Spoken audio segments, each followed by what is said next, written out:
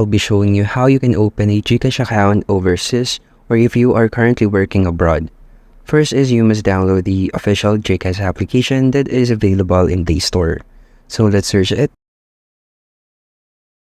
And here is the official application. As you can see, I've completed installing the application. So let's open this. Well, the basic step in opening a Gcash account, if you are in a international region or abroad, aside from Philippines, is very simple. So as you can see, the application is now opening. So let's wait for this loading screen and allow these permissions.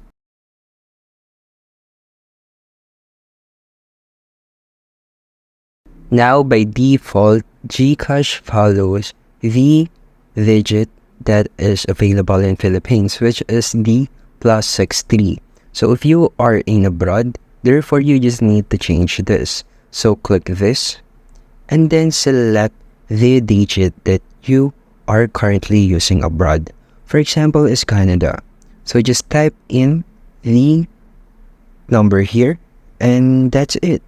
You just need to click the next button and the number will be processed and will be confirmed by Gcash. And if you want to validate this account, you just need to submit basic ID form and your account will now be validated and be completed. And that's how you can open a Gcash account by abroad. And thank you for listening.